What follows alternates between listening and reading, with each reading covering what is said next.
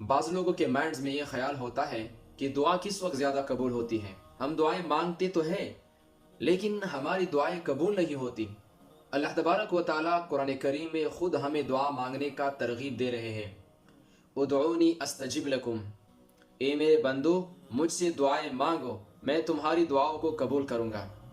حدیث پاک میں آتا ہے الدعاء مخ العبادہ، دعا عبادت کا مغز ہے۔ دعا کی قبولیت کے کچھ خاص اوقات اور لمحات ہیں جو احادیث مبارکہ میں بیان کیے گئے ہیں۔ اگر ان خاص اوقات میں، ان خاص لمحات میں اللہ تبارک و تعالیٰ سے دعا مانگی جائے تو اللہ تبارک و تعالیٰ اس دعا کو قبول فرماتا ہے۔ جو بھی انسان اللہ تعالیٰ سے دعا مانگتا ہے اللہ تعالیٰ اس کی دعا کو قبول فرماتا ہے، یا تو فوراً وہ چیز اس کو مل جاتا ہے، یا اس پر کوئی مصیبت آنے والی ہوتی ہے تو اللہ تعالیٰ اس دعا کی برکت سے اس مصیبت کو ختم کر دیتا ہے، یا اللہ تبارک و تعالیٰ اس دعا کو قیامت کے لیے ذخیرہ بنا دیتے ہیں۔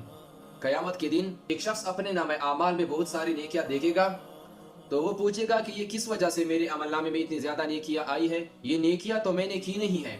تو جواب ملے گا کہ یہ تمہاری ان دعاؤں کا صلہ ہے، تم دنیا میں دعائیں مانگتے تو تھے لیکن ہم تمہاری دعاؤں کو قیامت کے لیے ذخیرہ بناتے، اور یہ ان دعاؤں کا ثمرہ ہے۔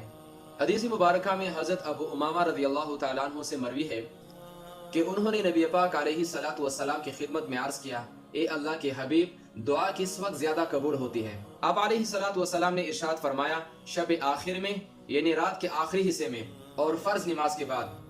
اس حدیث مبارکہ میں دو وقتوں کا ذکر کیا گیا ہے کہ رات کے آخری حصے میں اگر کوئی اللہ تعالیٰ سے دعا مانگتا ہے تو اللہ تعالیٰ اس کی دعا کو قبول فرماتا ہے، یا فرض نمازوں کے بعد جو بھی دعا مانگتا ہے اللہ تعالیٰ اس کی دعا کو قبول فرماتا ہے۔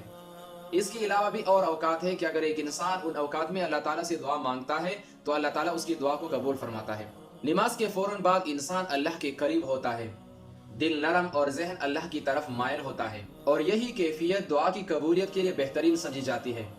اس وقت میں مانگی جانے والی دعاؤں کی قبولیت کی امید بڑھ جاتی ہے، کیونکہ اس وقت انسان اللہ رب العزت کے ساتھ رابطے میں ہوتا ہے، اور یہ دنیا کا قانون ہے کہ جس کے ساتھ جتنا گہرا تعلق ہوگا اتنی ہی اس کی بات کو وہ مانتا ہے۔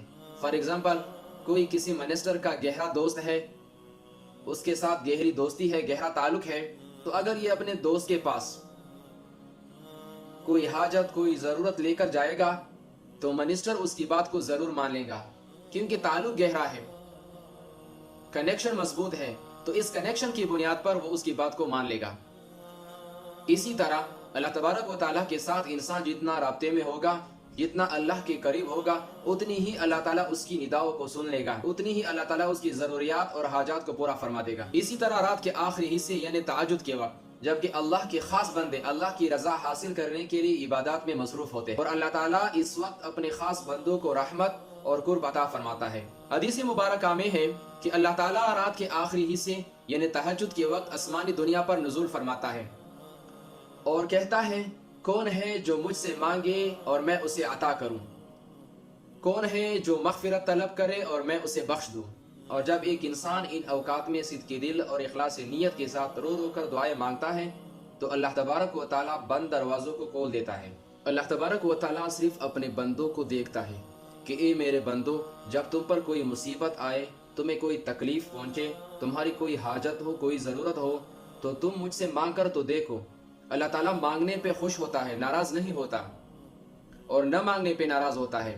اور ایک انسان ہے کہ جو مانگنے پہ ناراض ہوتا ہے اور نہ مانگنے پہ خوش ہوتا ہے۔ تو جب بھی اللہ تعالیٰ سے دعائیں مانگنا چاہو تو صدق کے دل سے اللہ سے مانگو، اللہ پر بھروسہ رکھ کر، دعاؤں کی قبولیت کی امید رکھ کر اللہ تعالیٰ سے دعائیں مانگا کرو، تو اللہ تعالیٰ آپ کی دعاؤں کو فوراً قبول فرما دے گا۔